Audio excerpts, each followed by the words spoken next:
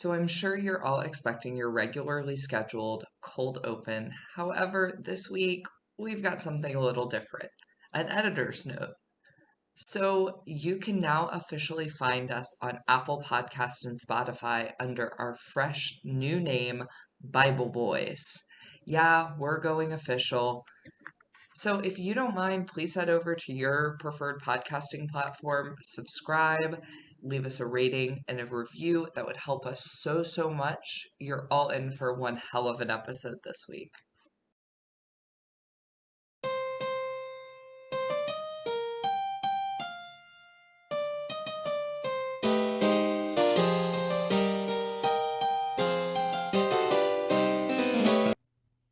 Welcome to My Brother, My Brother's Friend, and Me, a podcast where two ex-evangelical siblings and an ex-Catholic non-sibling watch Christian media and either praise or condemn it. I'm Aaron.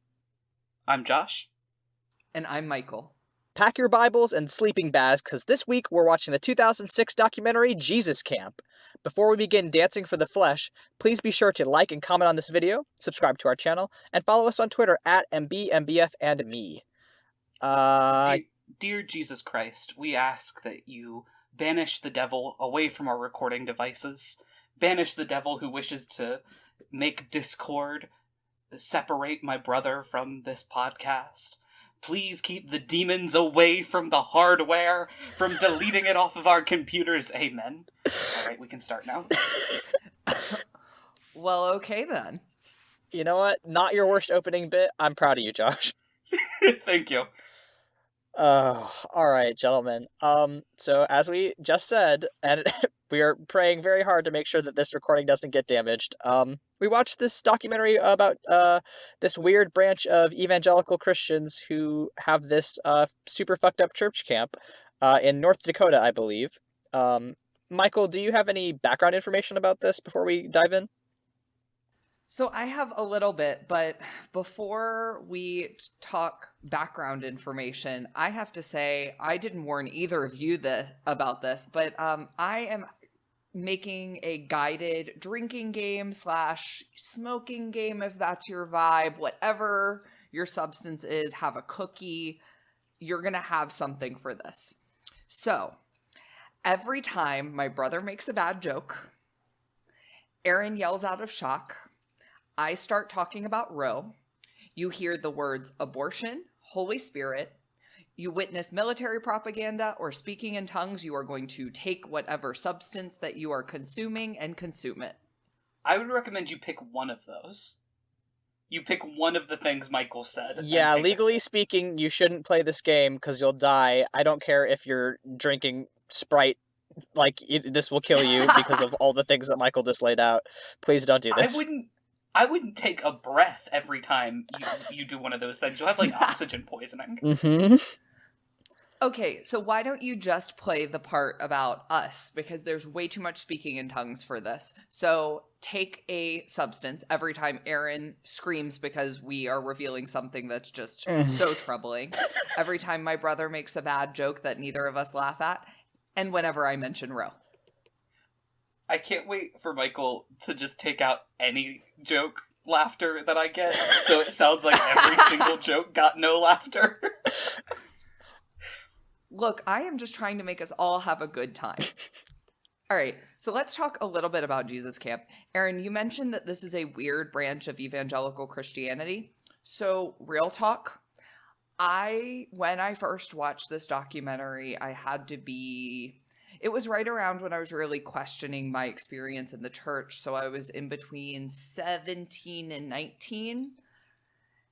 I didn't realize this was weird Christianity. Oh, no. I thought this was standard Christianity because it's so adjacent to what my brother and I grew up in. Our church didn't speak in tongues, but basically everything else you saw, pretty much, tracks. Well, we knew people who did. Yeah. And we were taught, to respect that, and that was a thing, Mm-hmm. and, that is something that happens to some people. And also, I feel very targeted by my brother, because there's a running joke that I have of, I went to church camp for years, and, a lot of this stuff is what they taught us. As a child, I went on mission trips, and, specifically as children, I was used, and they're like, go give that person a pamphlet, because if it's a little kid talking to you about Jesus, you're more likely to do it. So this wasn't a pleasant watch because it gave me war flashbacks. So this documentary is about the Kids on Fire School of Ministry. It's a charismatic Christian summer camp. And for those of you who say, oh, charismatic Christian, that sounds like, Michael, if you were a Christian. No, charismatic Christianity is all about these holy acts on earth.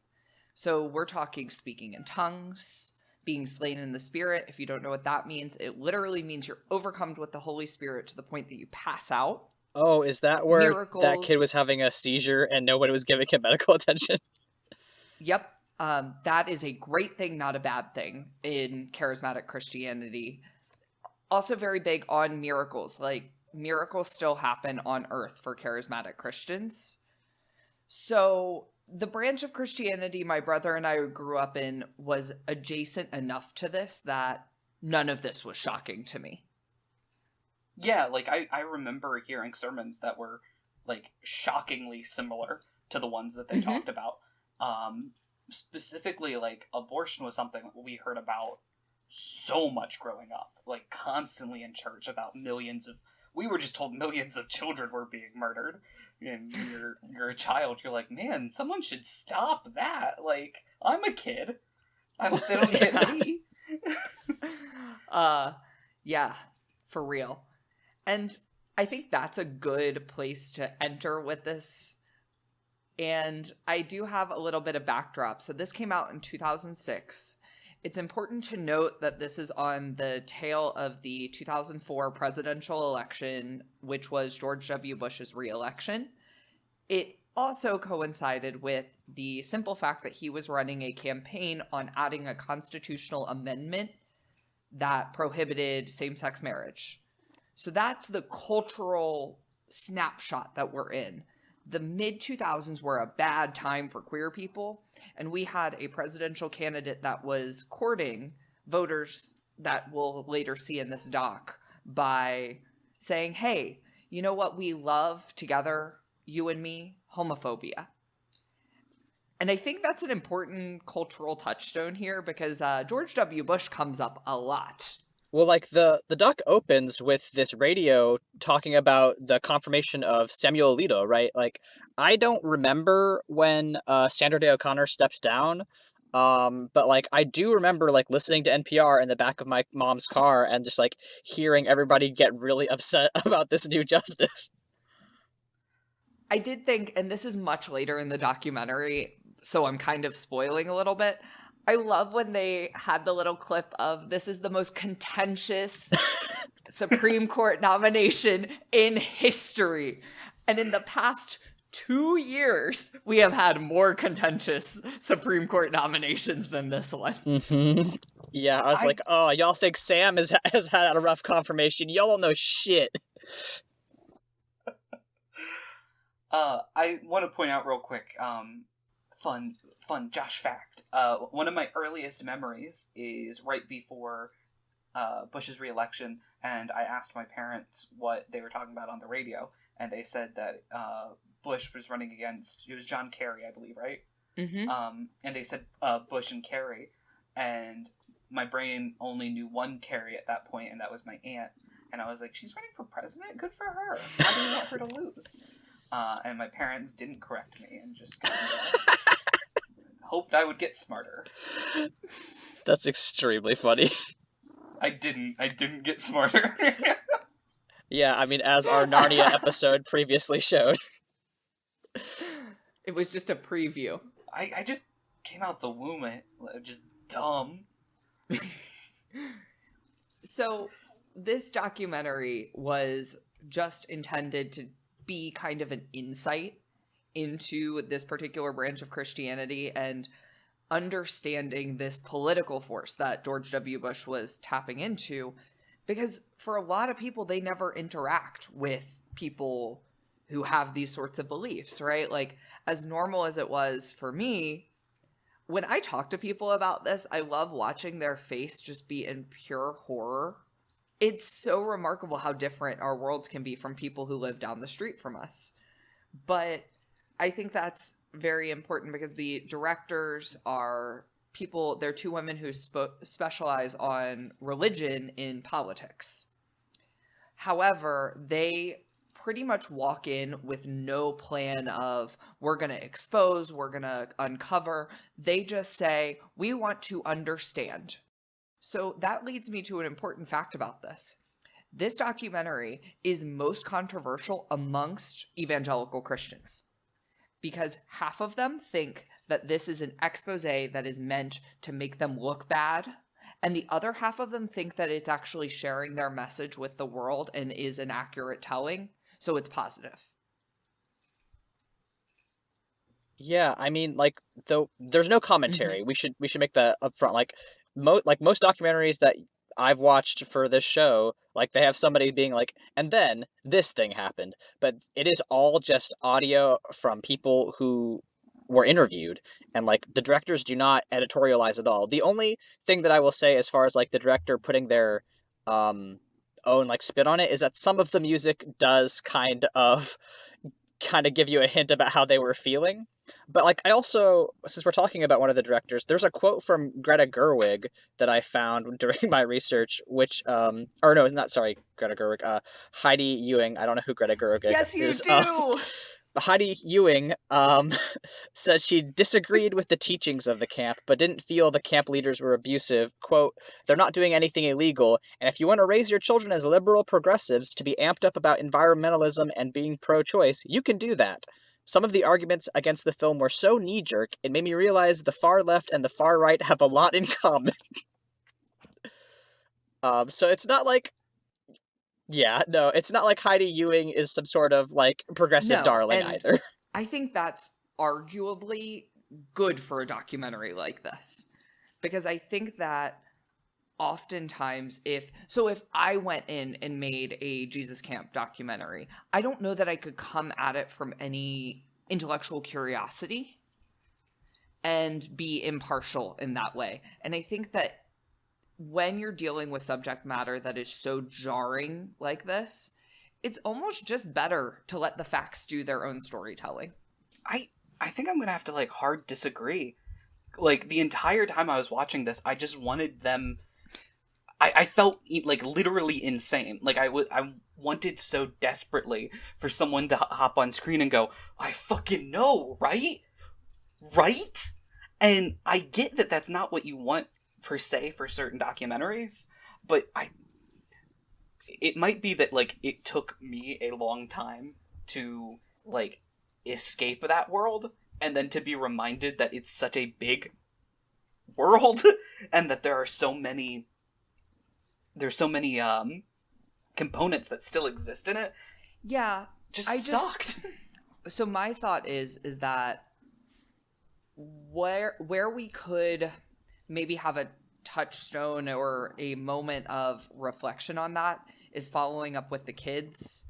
And I know Aaron mentioned a little bit about doing some digging about that, so I'm very excited. Yeah, we'll get to that. Kind of really do think that there is a curiosity about this where it's just from a place of understanding.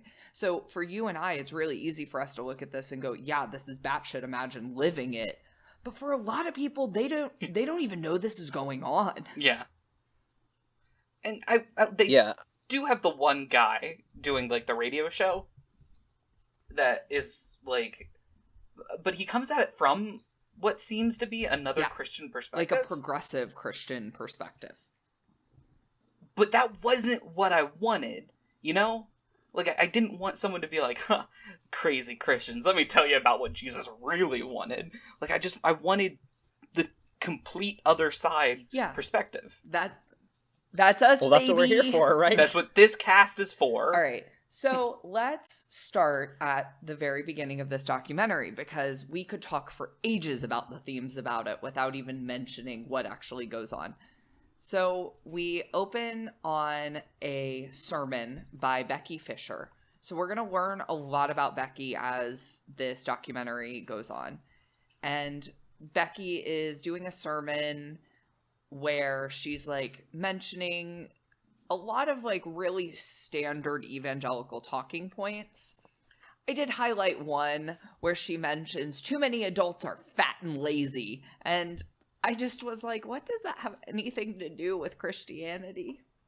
The fat phobia was an interesting hallmark of her talking. It was not great. Like there's a part where she's like, so many people, are fat and lazy and like don't fast, and like this is not like a slam against her body type, but it's just like this woman has not. I guarantee you, this woman's never given up anything in her life. Like she is not the kind of person who leads these kind of ultra conservative, politically motivated groups. Is not the kind of person who also makes personal sacrifices for things. No, because you don't want to be the one making the personal sacrifice. You want to force others to make the personal sacrifice. And not to get too deep into like liberation doctrine. Oh, please. But it's absolutely baffling to me to hear someone like from a place of power preaching out a message. I know this is directed at kids, but like this goes extended. Who knows what those kids' situations are? A lot of them could be coming from poor places where, yeah, they do give up meals because they didn't have a choice. And it's just baffling to me hearing someone being like, you should like struggle and God likes that. And people are like, yeah, but I don't have an option to struggle. It's just, rich people it should not be Christians. Well, or exist. I mean, Jesus thought that too. So. Yeah, I mean, I had to stop myself so many times from typing in my notes my rant about how Christianity is inherently kind of a socialist, like anti-capitalist religion. And I kind of feel like this documentary proves my point, because if you listen to what they're saying, they agree. They just don't practice it, right? Like, that's what really is the disassociation there. And I found it kind of strange, her pointing out Ramadan. She seemed, Becky made a lot of, connections with, like, negative comparisons with Islam in a way that I found troubling in a new, creative, exciting way. It was very fun to watch you put together that sentence with a lot of class and dignity. She's really fucking Islamophobic. Yeah, but like not in the way that you usually hear from Christians. Like, it's bizarre. Oh, for sure. Yeah. It is such a unique take, right? It's like she's saying they're beating us at radicalization, not like, oh, how restrictive and, backwards their practices are. It's they're doing this the way that we should do it. And that's not to say that Palestinians or Muslims are all radicalizing their kids, but if she is trying to espouse this worldview that, yes, that she believes all Muslims are radicalizing their kids, and that's what Christians should be doing too. It's super gross. Oh, it's so Michael, gross. Also, thank you for throwing in the fucking what I have to deal with stew with what that was this entire fucking podcast. Not only the growth of conservative Christian mania in the United States during my entire lifetime that's deeply connected to the culture that we grew up in, but also I have to take apart the complexity of the Israel-Palestine conflict. Fuck off, Michael. You're welcome. So, yeah, hey historian, do you want to break down the Israel-Palestine conflict in a quick 5 minutes? Yeah, just real quick. No. Yeah, that's good what idea. I thought. I'm proud of you. I was like, are you gonna... The short answer is that Palestine should be a different country. The short answer is if anyone gives you a one-sentence answer of what needs to happen, they probably suck. Yeah. Then speaking in tongues, I've defo witnessed it. Doesn't follow... They always start with the same word. Well, okay, so let's talk a little bit about speaking in tongues. I know I've mentioned it before on this podcast, but it doesn't follow any sort of linguistic rules that any linguist can ever come up with for any language that just exists. So a lot of people who believe in speaking in tongues will tell you that's because it's divinely ordained, but linguists will point to it as hey, it probably means that it is real in so much as when you're in this group environment, your energy levels are heightened and you get like swept up into something. Yeah, like mass delusions Yeah, or hallucinations. And just to quote a hero of mine, let's take it back now, y'all. This stems from the No. idea that like the disciples were all given the ability to speak different languages to spread the message of Christ to the Greeks. I mean, literally, that's the Pentecost, right? When the Holy Spirit came down and they all began to be able to speak in different languages and, do miracles. That's where Pentecostal comes from. Yeah, that's one of our parents' religions. Mm-hmm. That's what she grew up in. Yep. Aren't we remarkably well adjusted? So our parents are so much more normal than they should be. Yeah. So we do have other protagonists in this, thankfully, because I think if this were a Becky Fisher documentary, it would be very hard to pull any punches. For me and for the documentary maker, she's not a very sympathetic figure. So the 3 children that we focus on are Levi, Rachel, and Tori.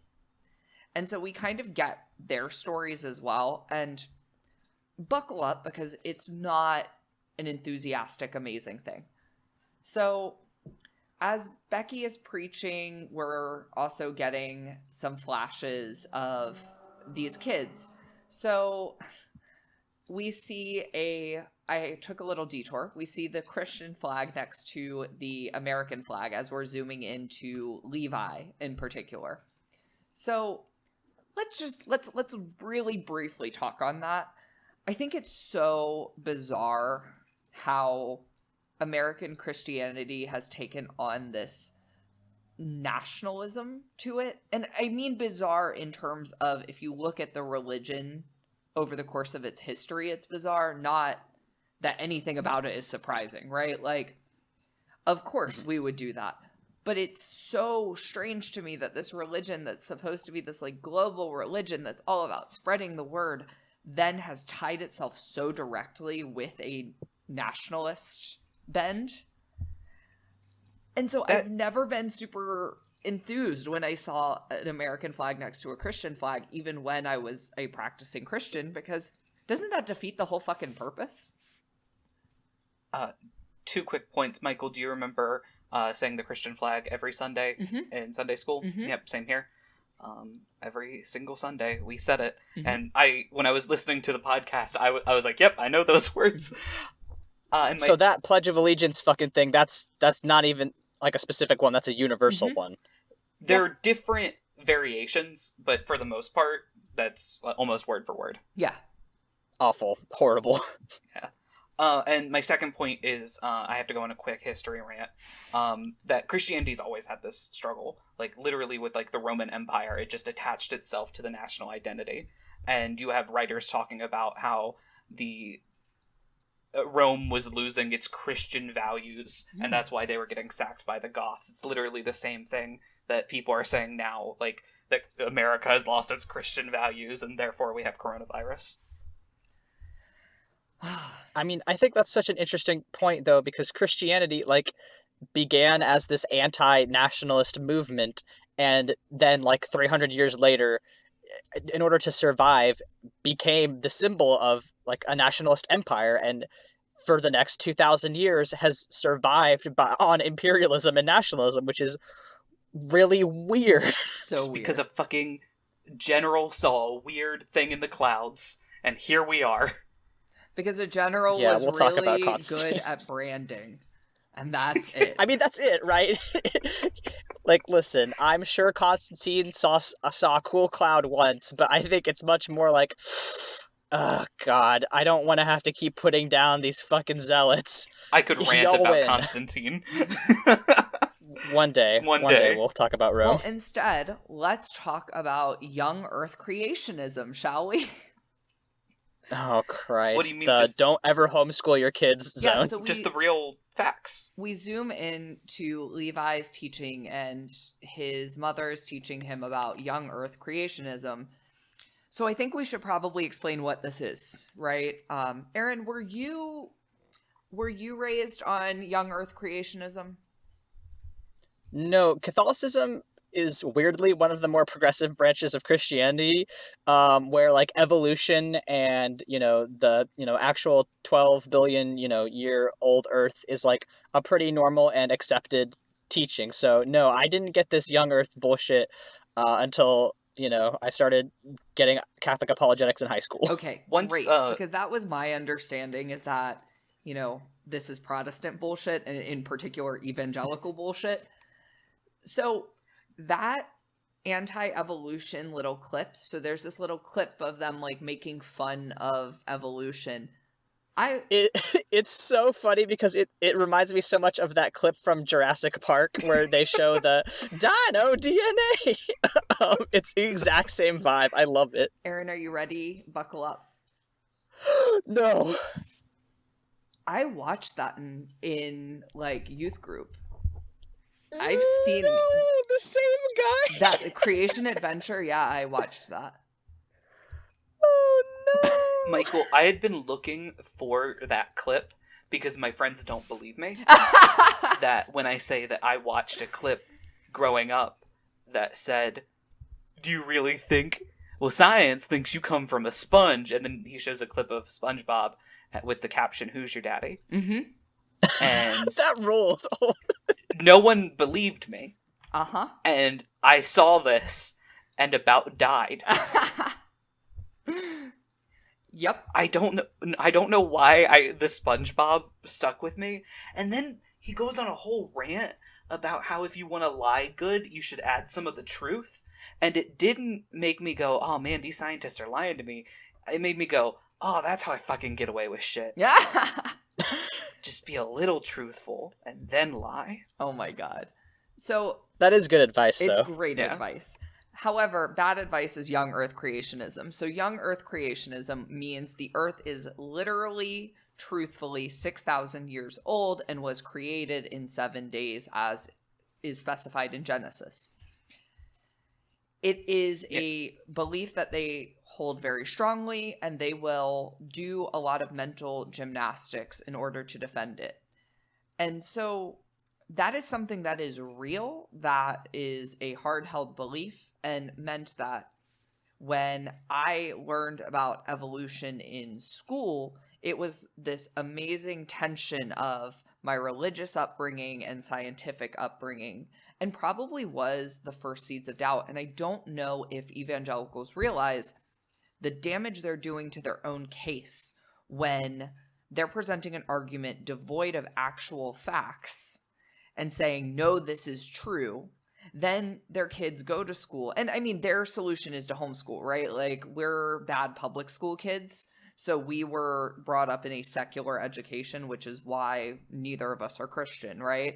So that's what our evangelical upbringing and the people around us would have thought. And yeah, young Earth creationism is something that we learned in Sunday school, that there were frequent youth group classes on, and even the whole, oh yeah, the summers are getting like less than 1 degree hotter. Everyone's being so histrionic. And even the assault on the term global warming, there's a reason that we don't say global warming so much anymore. And it's because we realize, no, we need to be a little bit more surgical in our language and just say climate change, because the climate is changing. And if you don't believe the climate is changing, I would really appreciate if you just stopped listening to this podcast. Yeah, I was going to say, nobody who doesn't believe in climate change is listening to our show. No. 0% chance. Actually, like, comment, and subscribe if you don't believe in climate change. Yeah, B.O.B., if you want to talk about the flat earth theory, hit us up. Listen, we're all in a giant turtle. It's nuts. So yeah, homeschooling is very prevalent in evangelical cultures because they believe that the way the devil gets in is through public schools and through secular education, and that there's something holy and reconnecting about raising your child in your religious belief and doctrine. I love that my mother just had no patience for that and was like, I'm not homeschooling them. They need to go to public school. No, I have a life, thank you. And boys, I cannot wait. I'm pretty sure in my master's program, they've definitely got to have the Satanism course, where I teach these kids about Satan Cannot wait. It's gotta be in there. Man, this podcast is gonna keep me from getting a job one day. Nah. Yeah. We don't have enough listeners for that. But I think the bottom line is, like, even if you think that, listen, there are a lot of problems with American public schools. There's bullying and no funding and, a lot of bad things in our American public schools. That being said, please, please, please do not homeschool your children. It stunts their social capacity in so many ways. Like, this is no shade to anybody who was public schooled. You got to do what you got to do, but it is very, I think it's harmful to your kids. It hurts their development, and I think that's a shame. Just, like, real talk for, like, 5 seconds, and then I'll go back to the goofs, because I really feel strongly about this. Just support improving public education if you want better education for your kid. I don't know how I'm going to talk about nail salon ministry now, but I'm going to really, really, really try. I believe in you. So next we meet, I don't remember which, I didn't take... I think Rachel is the first one? Yeah, I think it's Rachel, right? Because Tori's the dancer. Yes, this is... Yes. Oh, no, I hate this part. I have comments about Tori. Yeah. So after we see Levi and teaching about anti-evolution, we meet Rachel. So Rachel also attends Levi's church. Apparently her father was the assistant pastor at the time, and I could smell it on her. She's the one that I had so much empathy and hurt for her. And it's because she's the kid of a pastor. I should have known. I should have known. We can find each other. Yeah, like I know everyone instantly who is a child of a pastor. Like, I can just smell it on you. So... It's the you disappointed your parents, huh?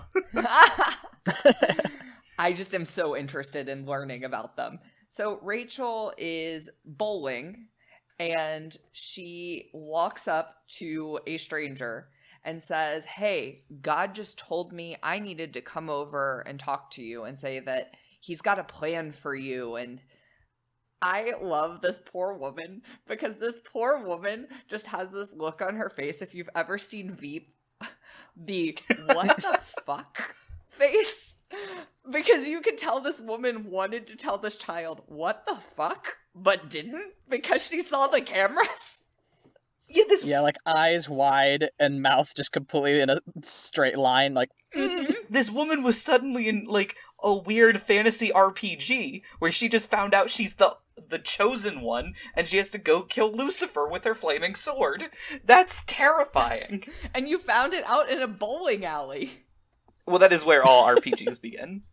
And so that's what they don't tell you. Rachel tells us a little bit about her dreams, and her dream is to open a Christian nail salon in which they only play Christian music, and she has a chance to evangelize to her clients.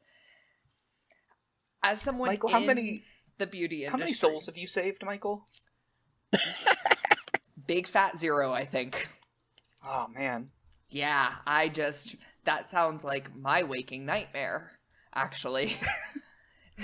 Michael, I know you. If you literally got an opportunity to, like, save a soul, like, by fighting a demon, you'd take it in a heartbeat. Oh, totally. But evangelizing to my clients? Ew. Ew. No. There are so many better things to do. Like, that's just, ugh. I felt so much for her, because you know this is a child that is very bright and charming and charismatic and has, like, this charm. And the direction her church and her parents are pushing her in is ministry, ministry, ministry. And, like, this is an enterprising young girl talking about wanting to open a nail salon. Like, I hope she's doing okay. I really worry about her. So then we meet Tori. Oh, Tori. Oh, Tori. Yeah, Tori. But I feel a lot about Tori. So this is the only Tori I've ever felt pity for. Take a drink. So Tori is a dancer, but Tori wants us to all be mindful about how dancing can easily be of the earth, and that, you know, we have to be careful because there are secular music that are out to really mess us up and send us the wrong message. And she mentions Britney Spears, who was raised Southern Baptist, baptized in that whole environment. And, you know, I really just have to defend Britney here. She's done nothing wrong. Like, get a hobby, leave her alone. I know that she said all the boys and all the girls are begging to If You Seek Amy, but who amongst us hasn't felt that way? And she's also the fastest human alive. Yeah. And I don't think you can do that without our Lord and Savior Jesus Christ. She burned down her gym and lived to tell the tale on Instagram. I believe that was Satan attempting to fight against her speed, but she's too fast. Yeah. Oh, and I do need to point out real quick, Michael, that it's not earthly dancing, it's dancing for the flesh. Oh, yes. Because that is a motif Dancing. that we heard And I many think a time. I think, yeah, that's what makes me so skeeved out about it, is like this rhetoric of a child who's like, oh, Britney Spears and Lindsay Lohan, I could care less about them. And like this, oh, we have to be careful when we're dancing for the flesh. And sometimes I know I'm dancing for the flesh. Like, this kid is 10, and like, listen, 10-year-olds say some shit. Like, I get it, but like, this mode of thinking was taught to her.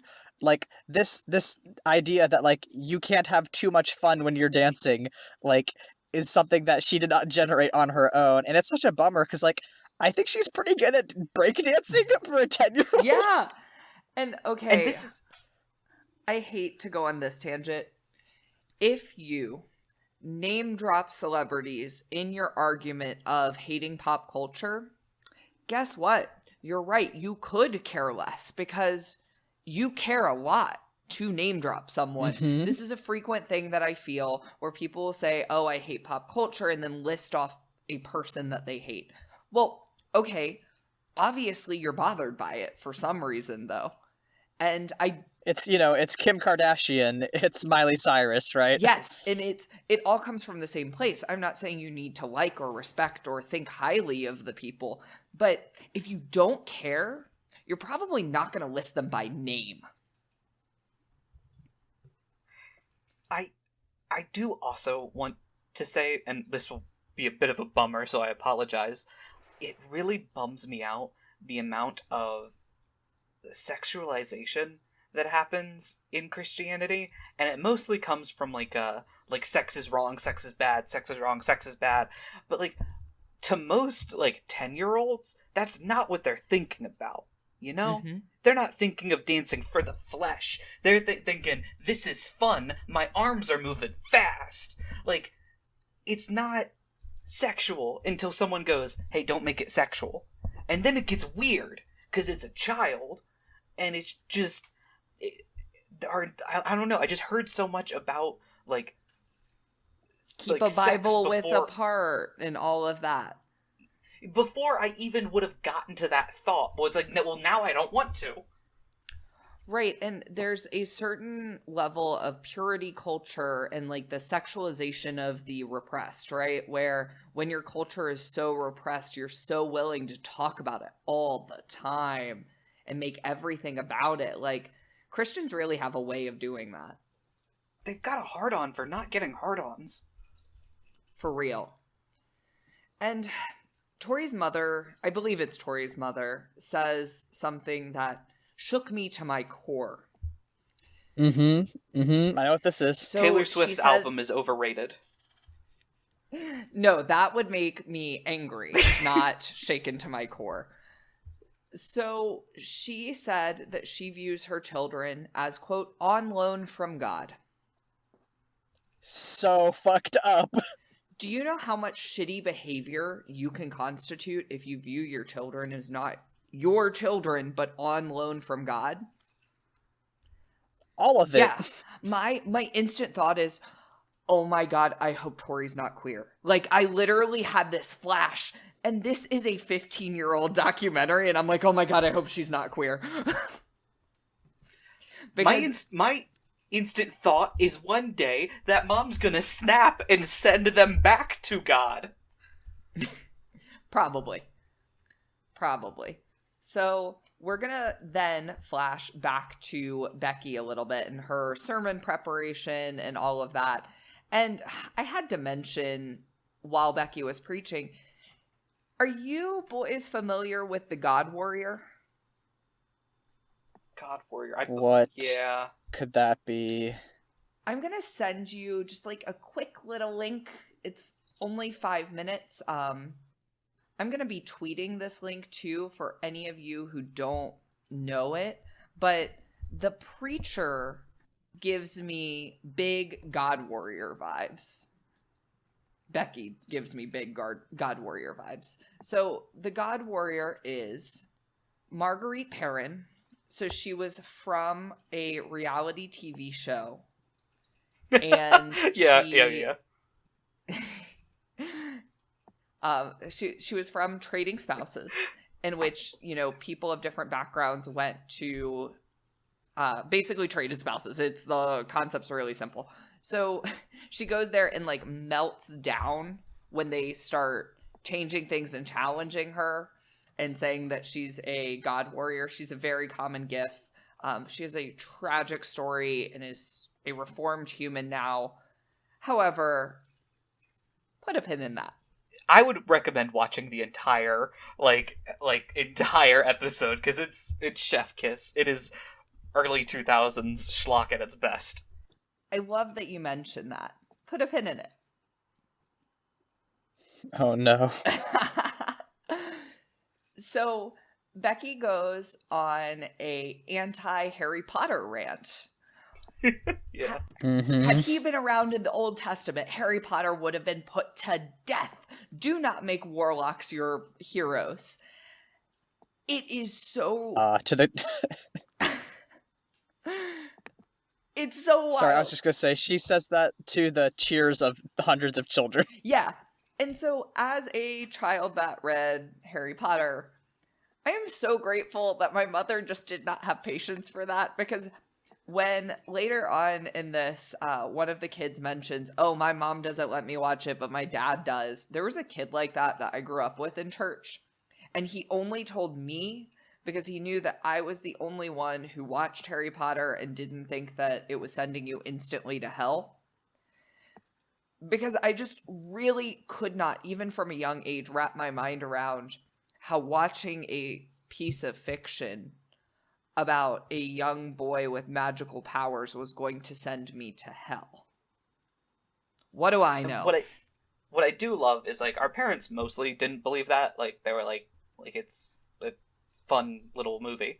Our grandparents couldn't have given less of a shit. So we watched some stuff over there. Yeah, it was so funny. Yeah, that sort of messaging, again, not shocking. I just had to note it because it's such a jarring thing to say to a bunch of children. But here's the thing, they all cheered, like Erin said.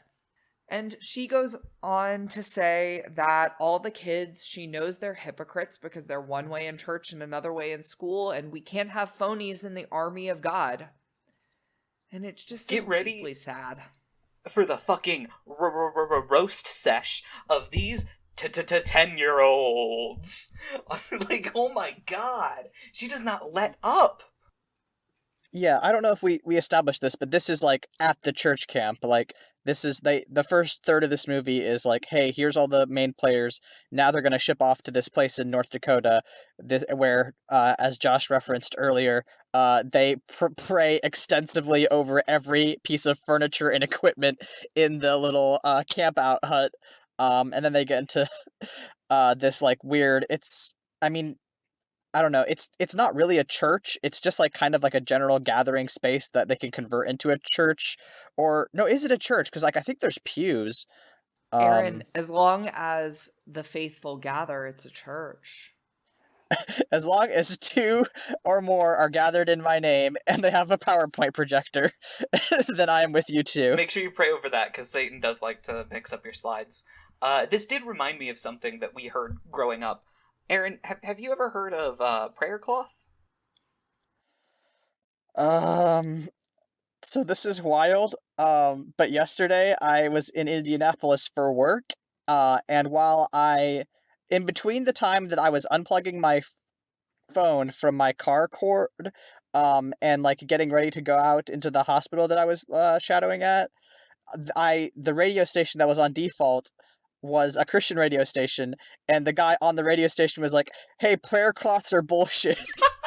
So I learned about them literally yesterday. So pretty much, for those of you who don't know, prayer cloth would be a cloth, a washcloth or towel of some sort that a congregation would pray over. Like, you would take it in your hand and do a prayer, and then you'd give it to the individual for all kinds of different stuff. Often anointed by oil. We don't have like holy water or anything, so it's just oil. Yeah, we just get some extra virgin olive oil and pour it all over that bad boy. And I did know a woman who told baby me prayer cloths are real and got me pregnant, which makes me think, what did they put on that cloth? Take another drink.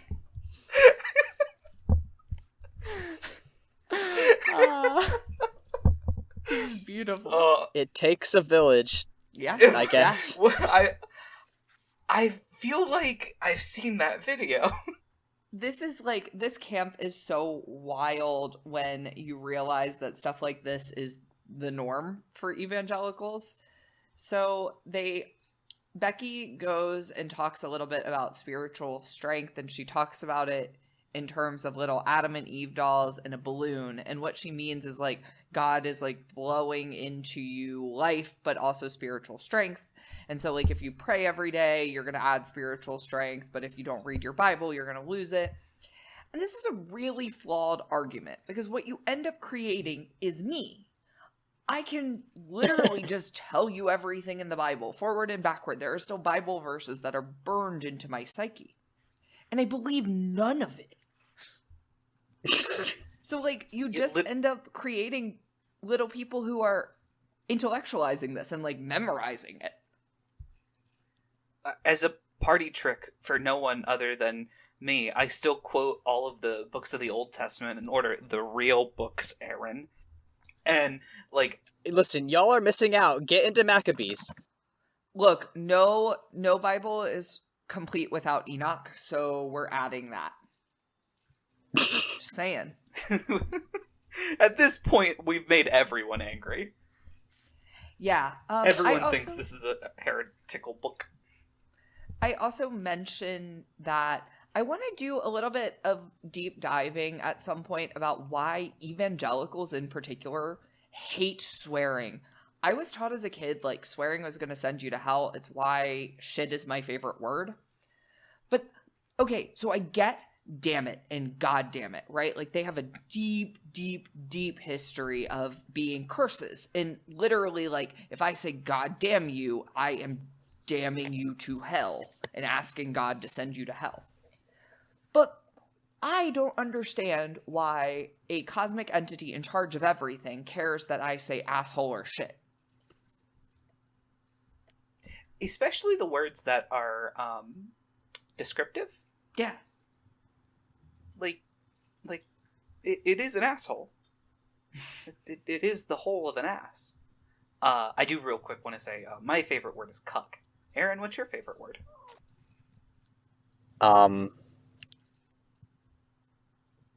Bastard.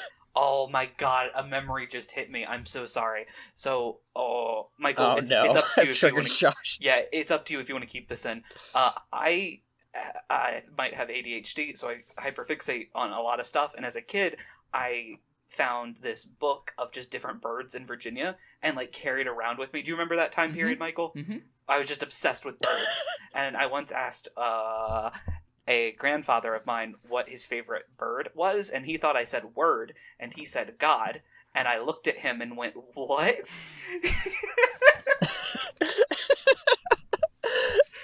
My favorite bird is the Holy Spirit.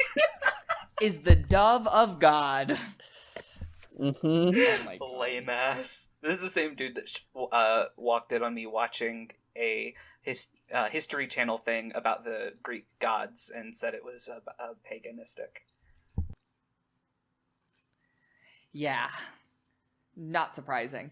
I just really don't understand evangelicals hating swearing. It just ends up making you look stuck up.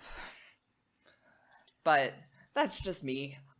So I think I cut Josh off like earlier, but he was getting into the part where like you said, like she's listing off all the sins that the kids, do. That she's like, oh, you're all hypocrites, you all act different with other kids, but like there is an extended sequence of watching kids just have full-blown panic attacks, like just weeping and crying on the ground. Like it's a lot, and I don't. There's that later shit. Fuck.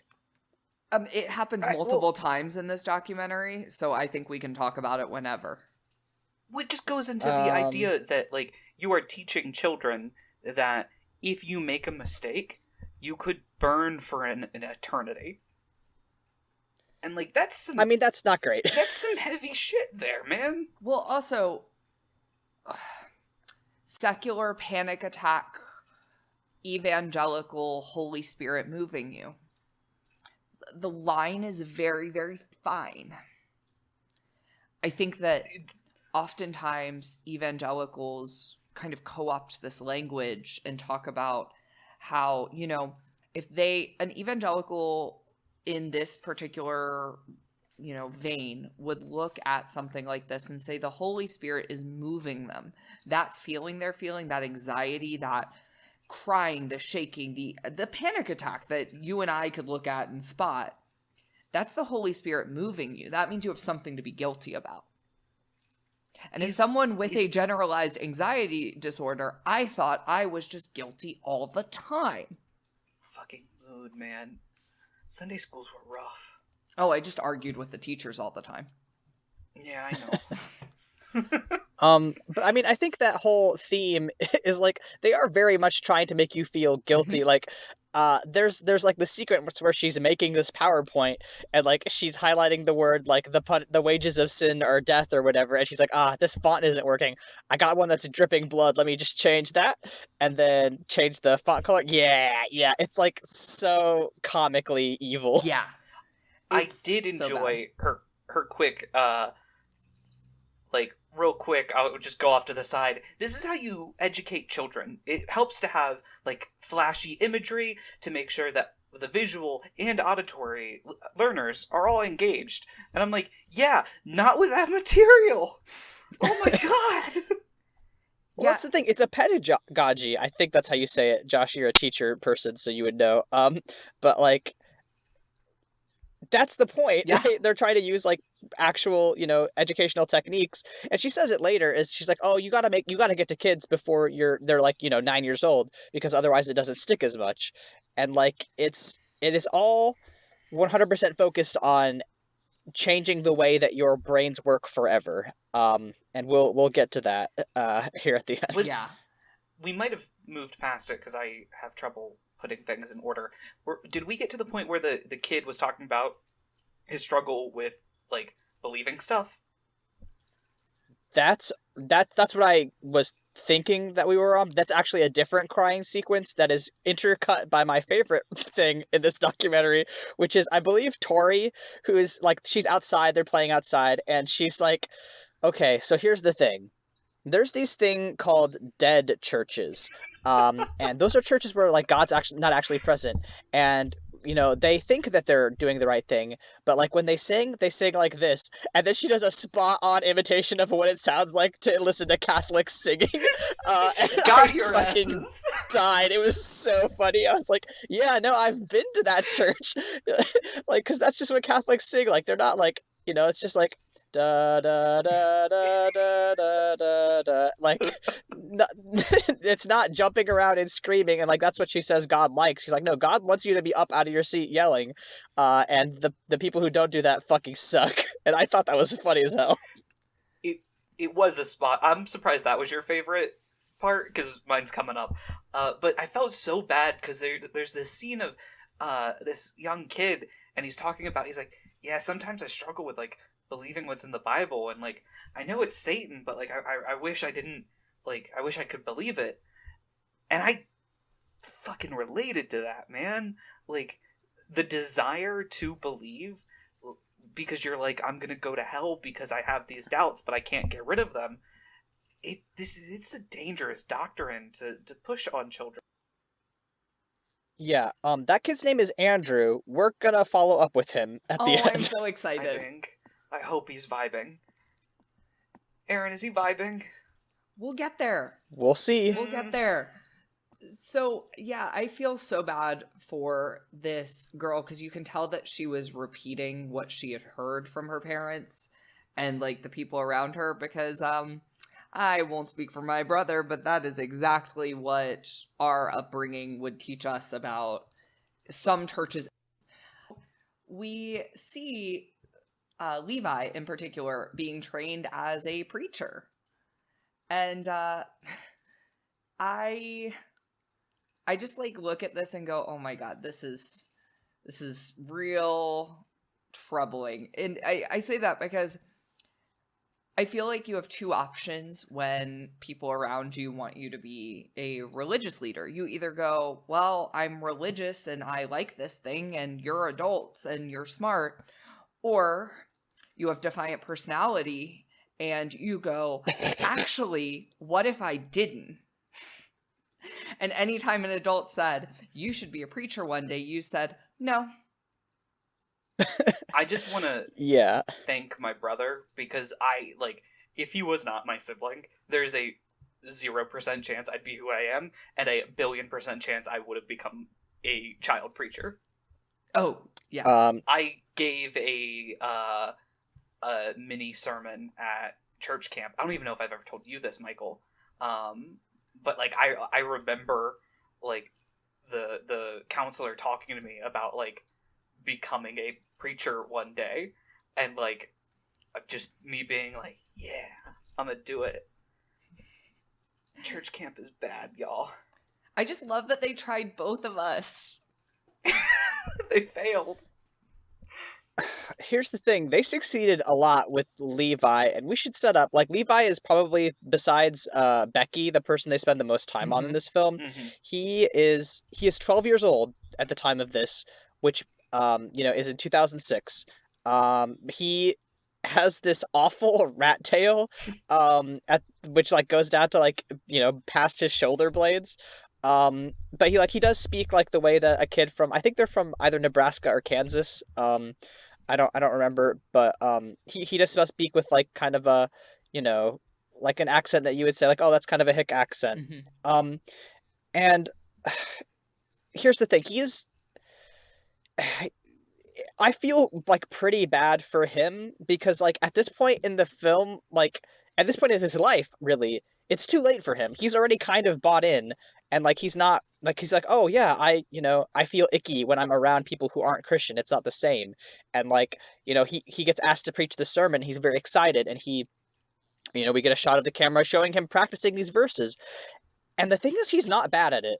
Like, listen, he's not a professionally trained speaker, but he's pretty good for doing like a relatively impromptu sermon at the age of 12, like speaking in front of hundreds of people. Like, it's chilling, right? Like, that's not a thing that like a 12-year-old should really be able to do.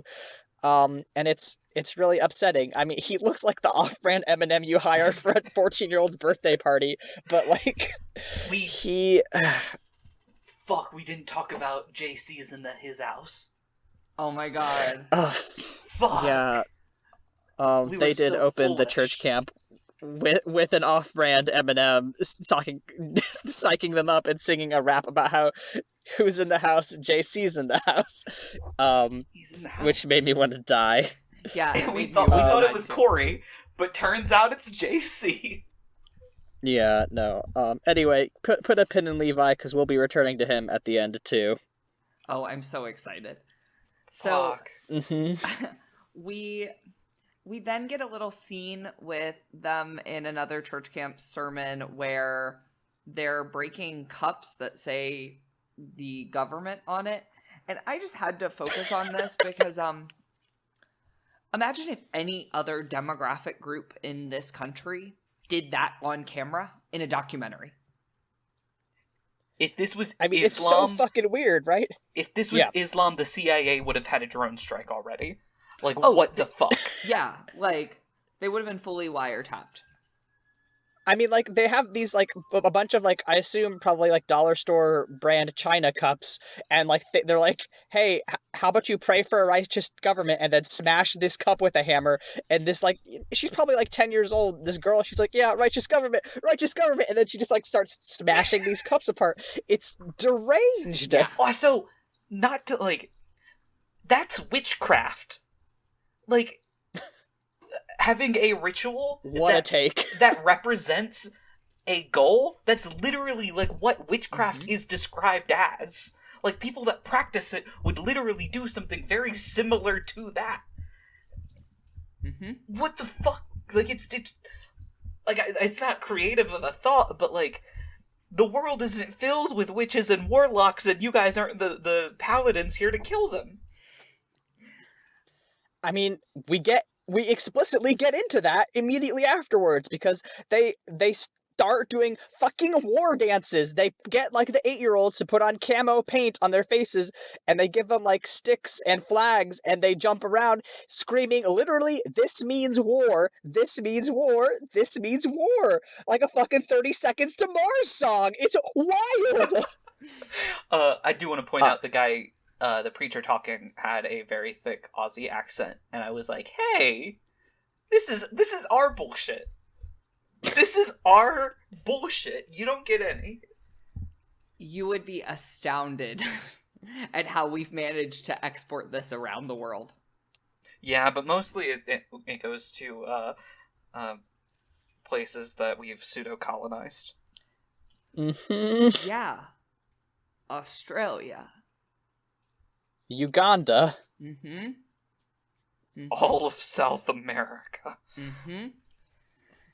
All right, so we're going to talk about my favorite and least favorite part of the film here.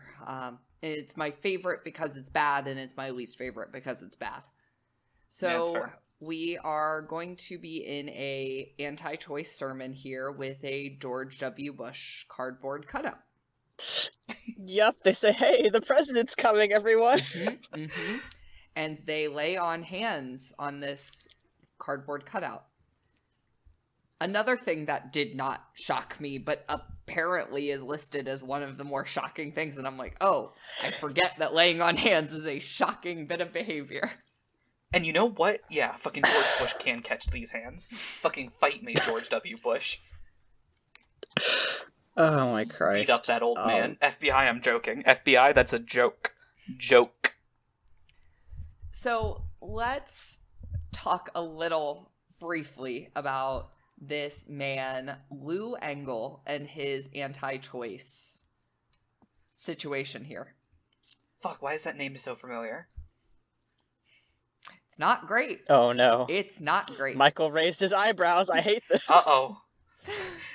Is this our uncle, Michael? So would you like some fun facts about Mr. Lou? Oh, yeah. I mean, I have a sinking feeling I know where this is going. Actually, oh no. But go ahead. So let's start with just a little blurb from the Southern Poverty Law Center. Yep, always a good organization to be cited by. So they say he can, quote, occasionally venture into bloodlust. Is this his Tinder profile? He briefly lived in Washington, D.C., and was a roommate of Sam Brownback when he was a senator. And they were roommates. So Sam Brownback was appointed by Trump to be the ambassador for international religious freedom. He is a far-right politician that basically wants to create a Christian nation out of the United States and does everything within his power to make that happen. Fuck, I do not trust the United States to push forward religious freedom. Yeah. Well, what they mean by religious freedom is exporting evangelical Christianity. So Brownback's association with Engel actually became an issue when he ran for governor of Kansas.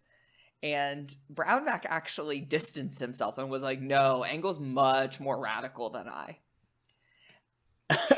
I mean, we gotta love politicians always, uh, throwing each other under the bus. However, there's a little more we need to know about him. In 2010, he traveled to Uganda. Yep, there we go. So in 2010, in Uganda, he praised the Ugandan government's efforts to combat homosexuality. That's fucking where I know him. Mhm. There's the John Oliver piece. So Yep, there it is. He promoted their anti-homosexuality bill, which called for life imprisonment or death penalty for gays and lesbians, especially those with AIDS who engage in sexual relations. However, in practice, lesbians are never put to death. It's always gay men. And he had to then release a statement when the media caught wind of this, saying, oh, no, I condemn the penalties, and said that I actually oppose the Ugandan bill, and he misunderstood. And he's like, the church needs to examine its own sins and oppose violence against homosexuals. And it's like, okay, my dude, you can't be like, it really is that meme of the how could you shoot him? And he's shooting homosexuals going, how could you do this to them? This is like every time that like Vladimir Putin comes out and goes, man, political violence, it has to end. So KBG I don't know what the Russian Secret Service is called now. KGB? No, that was the Soviet Union, right? Yeah, this is not important nor funny. It's not the KGB, but it's the same thing. Okay. So yeah, Engel also was a big proponent of Proposition 8, which, if you know, that was the California ballot initiative, which would ban same-sex marriage in California, that passed in 2008, and led 24-hour protests in front of the Supreme Court. And that's a little bit of what we get to see from him. So this man is preaching to children. This organization viewed him as great for kids, and this was the kind of person that the church that my brother and I grew up in would love to have. So he brings out a bunch of figures that are supposed to represent fetuses at different stages of development and say that a third of your friends are dead because of abortion. Mm-hmm. I wish I was editorializing. That's just literally what he says, yeah. Yeah, he literally goes up to children and is like, man, you like being alive, right? Imagine if you weren't. Yeah. And so, okay, this is the shit that radicalized me. 100%. Because this is the kind of thing that our church really pushed on us. And like, I did those silent protests and all of that while I was deep in the dogma. And I just will never forget the fact that I was swept up in it. It is so gross and it's so awful and negative, and to avoid ranting on it, I'm just going to shamelessly plug our Roe episode, where I think I put my thoughts together much more concisely than I will here, because this awakens a rage part of my brain in the same way that March for Life does, because you are weaponizing the innocence of children for your political message. It is naked and so obvious what you're doing, and it's the grossest thing ever to me. I mean, that's the whole thing with this entire documentary, though. It is literally, radicalizing, educating, and weaponizing children to advance a political agenda, under the guise of religious education. Like, that's the whole thing that this entire doc is about. Yeah. I mean, it's the entire point, right? Like, it's not an accident. It is intention. And, like, I agree with you, Michael. Like, it's one of those things that, like, I'm probably most ashamed that I felt strongly about as a child. And, like, I don't, like, blame myself. I was a child.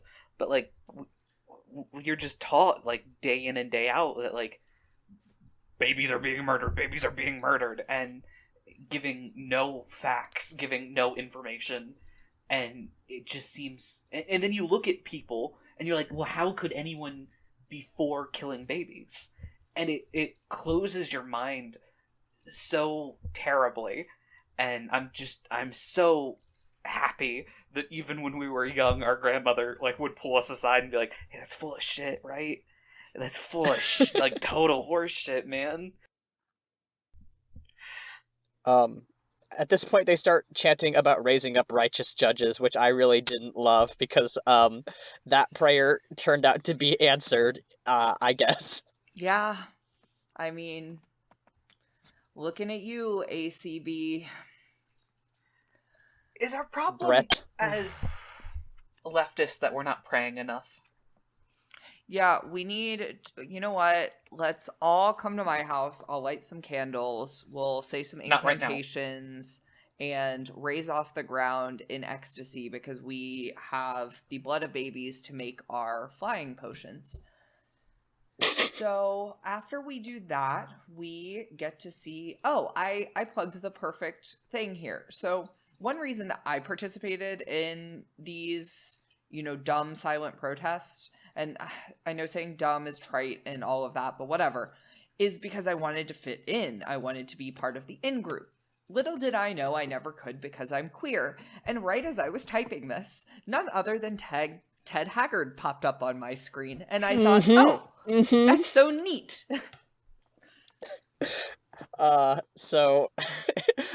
My notes about Ted Haggard are, Ted Haggard seems like a real piece of shit. And then I have a quote from a Wikipedia article about him, which will become relevant, and I will insert that after you're done talking about Ted Haggard. So I'm going to talk briefly about Ted Haggard. I'm just going to level with both my co-host and our audience. There's a HBO documentary about him that I would rather save like the long read on, because Ted Haggard actually became the butt of a joke because this documentary came out 3 months after he had a sex scandal where it came out that he had a male sex worker and they did meth together. And it became like the butt of all these late night jokes. So my notes say, Ted Haggard seems like a real piece of shit. I googled Ted Haggard. Serendipitously, Jesus Camp hit theaters at the exact same time that Haggard was exposed as having a 3-year relationship with a male prostitute from whom he also purchased methamphetamine. So, yup. Yeah. Like literally right at the same time. And he is like making all of these cringy jokes about like, oh, if you say anything, I'll sue you. And like looking into the camera, I know what you did last night, $1,000, and I won't tell your wife. And it's just one of those things that's only a joke because it's true and you said it. Those were jokes. I mean this seriously. Those were jokes. I know they were laughing, but there was nothing. It's just what happened, but it really is just such a deep, like, sad. I think it's sad, to be honest with you, that he's making those jokes and then just months within the time that this documentary is released, this entire scandal comes to light. This is why I don't feel bad for Ted Haggard at all, because during this doc, Levi comes up to him and he's like, oh, hey, yeah, I like preaching. I think preaching's neat. And Ted Haggard's like, oh, is it because your content's good or is it because you're a kid? Like, fuck off, dude. Yep.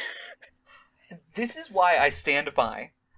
I can sell out and become the next Christian comedian that makes it big. I really think if I just stopped having morals and like cared about the people around me, I could make a ton of money, because the bar is so low. And I'm not funny enough to do stand-up. I'm funny enough to do Christian stand-up, though. I mean, this week I literally tweeted out, like, I could probably write a retelling of the story of David and sell a quadrillion copies, because most Christian writers are dog shit. And I wouldn't feel bad about it. Like, it would be great. We could make money selling out. Just make it, like, legitimately gay, please. See, that's the issue, though. I know. Christians don't want gay things. Christians are like, oh, yay, the King of David. And meanwhile, the real King of David is like, I fucked a dude. He's like, this is my husband. Like, literally my husband. I am genuinely thinking about that, though. That might be my next book. Oh my god, so exciting.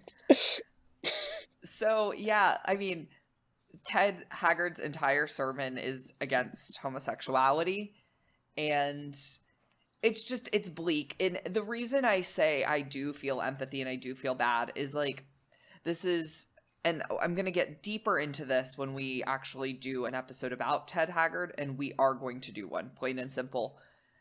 Oh, good. It's because this is someone who is hammered in this belief and he has his identity here, and then the Christian beliefs about his identity here, and just literally cannot reconcile it, and is a shitty person, right? Like, there's no argument, there's no defense, but that's a shitty thing for anyone to go through, right? And if it's a bad person going through it, there are 100 good, normal people who are probably in similar situations as him.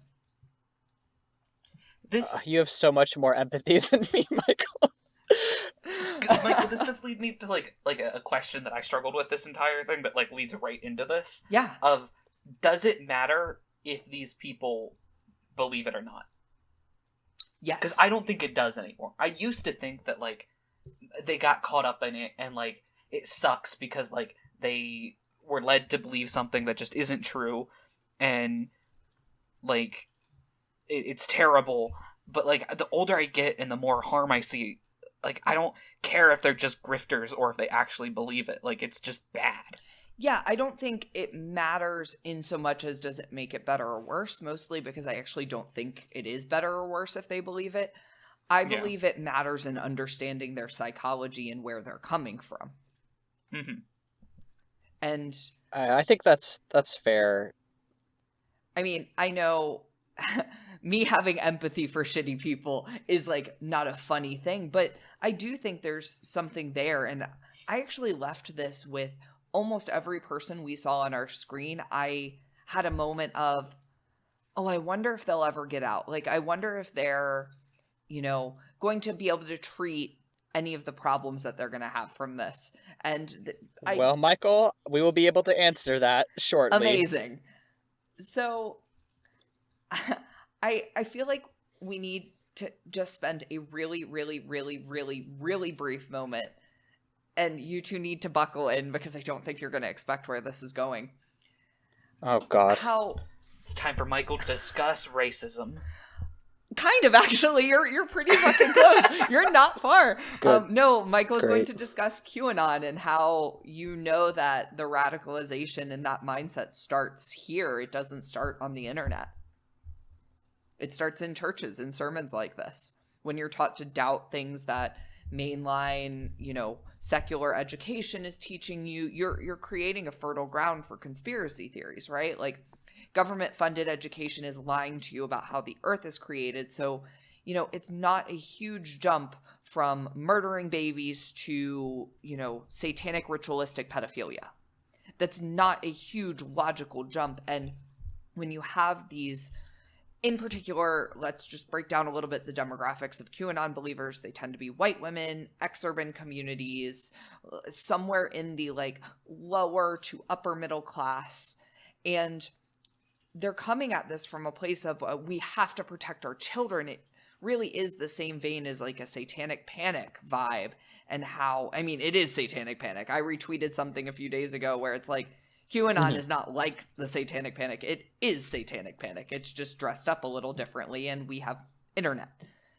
And I just think that it is so alarming. And if you want to understand where this conspiratorial vibe and this fertile ground for conspiracy comes from, I think this is kind of the answer. I think you're 100% right. Yes. Like, we're gonna get, like, that's, I don't know that I have anything deep to say except that, like, yes, this isn't the entire, that's the point. Mm-hmm. That's the point of this whole thing, is to create a political, fucking, this dude, what's his fucking name? Ted Haggard, literally says, if evangelicals vote, they determine the election in this. And the whole point of this entire project is to create a political voting bloc. And arguably, the evangelical bloc is the most solid bloc in the United States. It is the least divided. It is, Yep. I do think there is some, like, this didn't start either in 2006 or 2004 or even 2000. Like, this is I personally think we've got Mr. Ronnie Reagan himself to thank for this movement, it's Christianity and conservatism coming together, has been brewing this potion, and it's just gotten worse and worse and worse. And if you'd like to listen to me making Aaron cry over that realization, our Roe episode fully covers that. Yeah, if you really want to get to the root of that, go back to a little court case from 1973. It's a fun episode, boys. I'm having a fun time. Yeah. So, let's see what is next here. I had my QAnon rant. I just have to say this because I don't know where it is in the movie. One of the little girls is discussing that one of her friend's parents goes on mission trips. And all of the kids will dance around the person that goes on mission trips to dangerous places and yell, "Martyr, martyr, martyr, martyr." And the little girl then goes, "I just think that's so cool." And the thought I had in my head was, man, Christian little kids will tell you something, and it'll be the wildest shit you've ever heard, and they'll go, "That sounds fun, right?" I mean, that's what she also says, like, we're raised to be warriors, but, like, a lot funner. I mean, it's the same mindset, right? It does, like, I love the branding of Christianity that's like, are you ready to die for what you believe? Here's a Diet Coke. I think it's actually where I inherited my casual savagery from, where I'll just say something that's like flippant and also really savage and really deep and just keep it moving because I was raised in evangelical circles. That's just kind of what we do. Yeah, you just quickly drop, "This is going to lead you to hell. Anyway, die for Christianity. Bye-bye." Well, even deeper than that, right? Like, Jesus Christ was mutilated and tortured for your sins and had a spear poked through his side and a crown of thorns on his head. Anyway, hope you have a nice lunch. Yeah, hope you've never cursed. And yeah, so we do see the kids ending up in my city, in DC, protesting about abortion. And I loved that it's the most DC thing ever. If this documentary came out now, the woman would be recording them because this lady is watching them just not in shock, but just with some, almost like if you're going to a zoo and you're fascinated by the behaviors of these other creatures. She's just watching like, all right, and so these are the children coming to protest abortion. Cool. It was such a quiet moment, but I laughed because I literally the other day walked past a bunch of March for Life kids on my way to work. Yep. I love living in this universe. It's so good. And so we're pretty close to wrapping up here. And I think Becky at the very end says something that is so resonant, where she's watching clips and kind of, looking over what the sermons were and their experiences at camp. And she's saying, I'm sure there are some radical liberals that are going to be shaking in their boots over this, thinking, what are these kids going to be like when they grow up? And again, comparing them to, young kids radicalized in other countries. And like, I don't understand the need for that comparison every time. But she says, what are these kids going to be like when they grow up? And I said, yeah, we are worried because we're worried about the psychological damage that happens from these kids. Yeah, what are these kids going to be like when they grow up? I'm worried about the psychological damage they've done. And I actually don't think we need any stricter editorializing by the directors because this was kind of a damning place for the documentary to end. I think in the context of it being February 2021, it is especially chilling because what she says is, I'm not going after my kids politically. Like she says, like, I'm not trying to make this about politics, but she does say that like this movement that she's creating, it's gonna take over democracy. And she says about democracy, that's just it. It's just on Earth, and it's ultimately designed to destroy itself. Mm-hmm. And we're seeing that in our Tom Cottons and our Josh Hawleys. We are seeing this dominionist idea of Christianity where, the whole point is not to create a democracy that is dominated by Christians. Quite, not necessarily the opposite, but I mean, I sent you all this tweet thread by this anonymous bot that collects evangelical stories. It's called Quiverful Tweets on Twitter. But like one of the replies to this story, because this person was sharing all this crazy evangelical anti-democracy material about how like all the historical democracies have failed and they were, not good. This person, BB Minis, responds, "Your thread is fascinating. My dad is an evangelical. When he mentions certain beliefs, I blow them off. But one thing he said stuck with me, and it was the best government is a benevolent dictatorship led by a God-fearing man." And that is where we're at in America, right? We are seeing this, all right, the confluence of QAnon, of the radical right, this intersection of people who are okay with believing conspiracy theories, people who are interested in furthering their own economic interests, and people who have no interest in preserving democracy at all. We are seeing this confluence, and that's where we get the January 6th attacks, right? People who are explicitly don't like the system that we have because it doesn't always benefit them and their political agendas, and it's a little scary. It's super scary, not just a little, I think. Yeah, I mean, you fucking live there, so yeah. Like, and you're so right, like, all of it is interconnected, right? Like, there's this disrespect for democracy, and not in a, we want to make it better or fairer or make more people participate.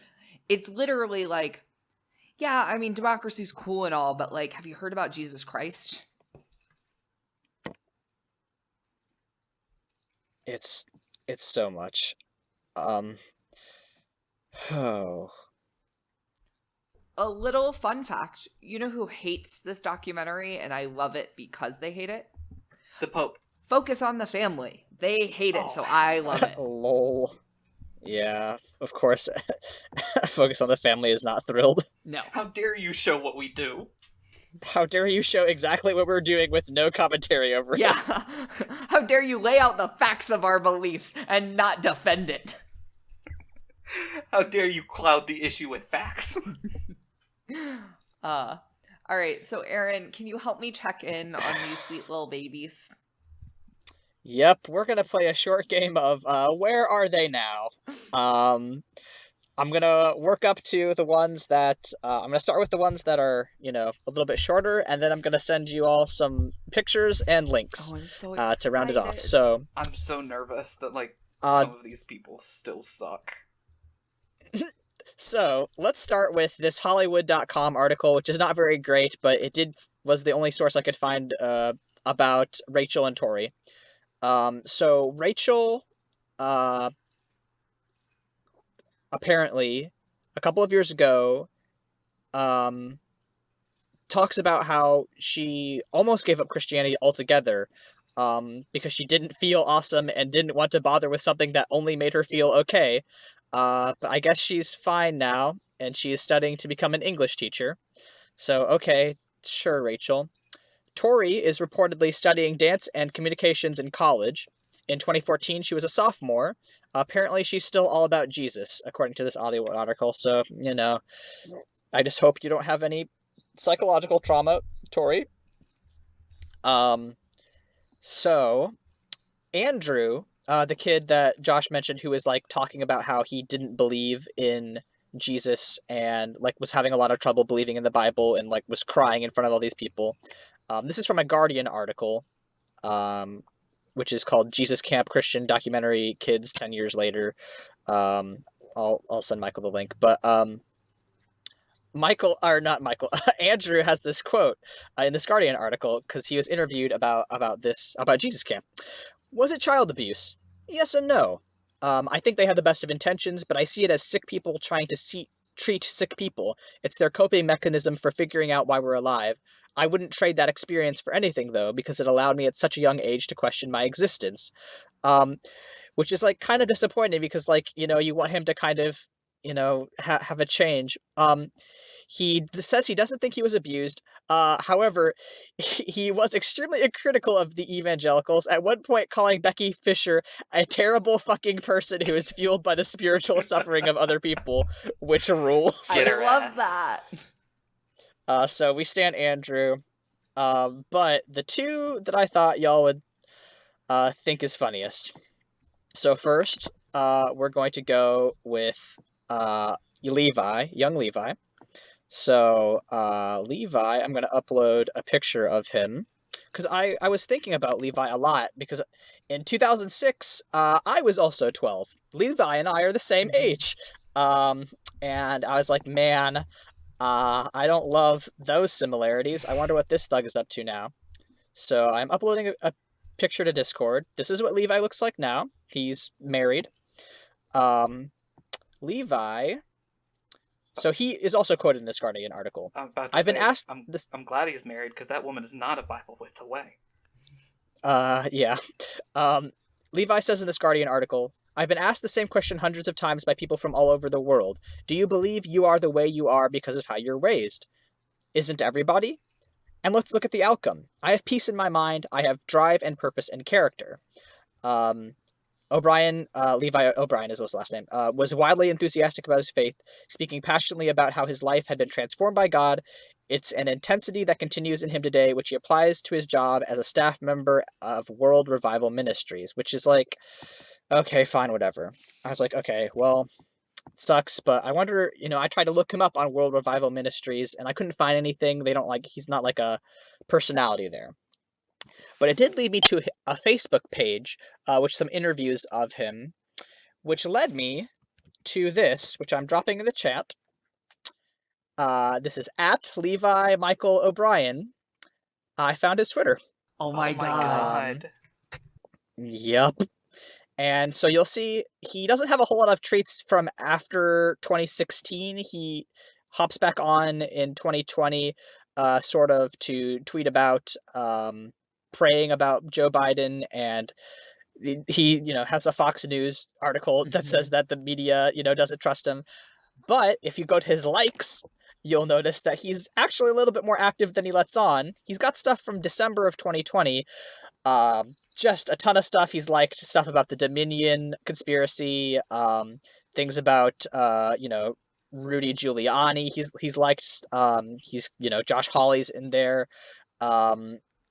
You know, unfortunately, like I said, Levi was already too far gone. Like, that dude bought in 100%, and it's literally his job. Which is, you know, it's kind of disappointing, but he's out there. I would like to point out that both me and Michael individually have more followers than him, so suck it, Levi. You love to see it. So at least he doesn't have that much influence. My personal favorite, though, was following up on one Becky D. Fisher, who is not, I mean, Michael, I'm sure you found this in your research. This documentary kind of ruined her. Like, you know, her camp was shut down and harassed, and people are like, hey, what the fuck? But she still maintains a business. I'm going to drop the Facebook link in the chat. This is the Kids in Ministry Facebook page. And if you click that link, it'll take you to some choice articles, which I am uploading now. We've got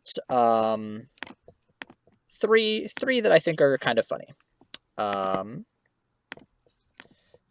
The first one is a very ugly statue of Jesus peeling off his brown skin, and at the top of the statue he's like made of marble and the bottom is bronze. Or not maybe Jesus, it's just a man, and the statue is titled Born Again. So pretty gross. Yeah. The second is just one of those orange text, like, you know, like when on Facebook when you just want to make your status obnoxiously big. It's one of those with an orange background that says, "A virus won't ruin lives worse than selfishness does." Great. And my personal favorite. Oh my god! a video titled "Babies Worshipping God," which has Becky's face. She's like leaning on her chin, and then there's two pictures of very small babies. One has got its arms raised in the air, and the other one has got its hands clasped in prayer. And she's like, "Man, this video is suddenly going viral. 26,000 views to like." So that's what Becky's up to. Aaron, how did you not pull up the "Are my tongues real or fake"? Oh, also that, yeah. I need to read this real quick. Have you ever wondered if you are really speaking in tongues or if you're just faking it? Another way to say this, do you ever wonder if you are really speaking in tongues by the Spirit of God or if you are just making it all up? Even worse, how can you tell if you're speaking the devil tongues?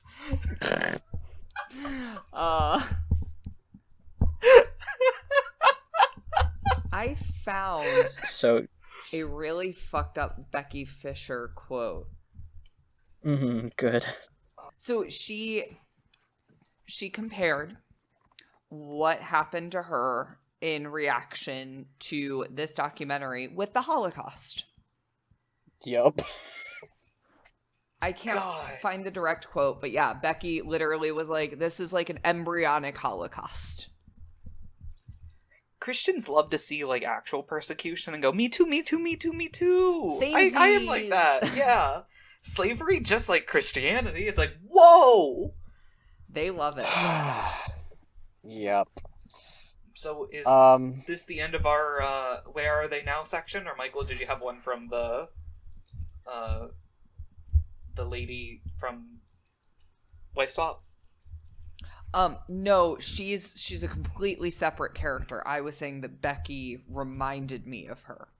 Gotcha, I'm with you now. Yeah. No, the lady from Wife Swap, we've got a whole episode about her. Okay, perfect. So you guys ready for some of my favorite out of context quotes? I think I'm just going to start with my favorite, because I don't know if I'm going to top it. Might just do the one. Which was... It was during, I believe, Levi's sermon, and he's talking about how if the devil's active, so you got to stay active. And my favorite quote was, "You cannot let the devil get you off," and that's just words I live by. Do not ever let the devil get you off. Okay, but what if he arrives and asks you if you'd like to live deliciously? Like, you can't say no. Well, here's the problem. The devil's not a generous lover. You think The devil's like, gonna give you 5 minutes, he's gonna nut, and then he's gonna be like, "Oh, I'm so sleepy, I'm just gonna take a nap real quick," and you're gonna be unsatisfied, unfortunately. it's the devil. He's gonna make you feel bad for not nutting and gaslighting you into being like, well, maybe I did nut? You all have had very different experience in sex with devils than I have. And the angels just cry afterwards. Great. Good. Oh, do we want to give this a rating? I mean, we have to. Yeah, I don't even know how, but yes. I'm giving it a total of 3 out of a possible 5 repressed memories that this dug up. Oh, gosh. I don't even know that this fits into the fucking Stations of the Cross metric that I usually do. I guess it's... I don't know. I would say another 14, because it does just make me want to lie down in a tomb. I am going to give this 4 out of 5 God Warriors, because it was a good, interesting, deep dive, but also deeply depressing. Well, it's been fun, y'all. This is a good time. Mm-hmm. Not at all Had a great... an exhausting hour and a half. Yeah. Yeah, so anyway, I guess we should talk about what we're doing next time. Yeah. I believe it's your turn, Aaron. Yeah, so my old high school classmate and cross-country teammate recommended this one. It's called The Chosen, apparently. It's like a show about the life of Jesus Christ. We'll probably watch like not like the whole series, but maybe like 2 hours worth of episodes. And we'll check that out and see how that is. I think that'll be interesting. Yeah. Um, so check in for that. But folks, where can people find you on the internet if they want to get more of our great Christianity commentary in the meantime? I am at Green History on Twitter. I'm at Michael's Diamonds on Twitter. I'm at AaronSXL on Twitter. You can also listen to the other podcast that I make with my friend Layla at Mortified Pod. I think this week me and Layla are going to talk about the McElroys' Everyone Has a Podcast Except You book, which will hopefully improve both the quality of this podcast and that podcast. So if you notice improved sound, that's why. And if you don't, well, I'm sorry. You can also, I've been trying to make little blogs in order to build up my writer website. So I wrote a blog about Far Cry and all of the writing problems I think that franchise has. If you want to read that, just go to aavoigt.com, which is aavoigt.com. And I'd appreciate it because I had a lot of fun dunking on that franchise. I cannot wait to check that out. I do want to plug real quick. I did make a TTRPG. So if you like historical fantasy, go to at MTELUM on Twitter. It's I've got the Google Doc link to it. There's some fun artwork that I posted. Just if you like TTRPGs, give it a gander. Yeah, definitely. I highly recommend it. It's a cool project, and I'm excited to see where it goes. Well, while we all go wipe the tears from our eyes, or perhaps cry tears of discomfort and displeasure at ourselves, just remember that it is okay to cry, because even Jesus wept. We'll see you all next time.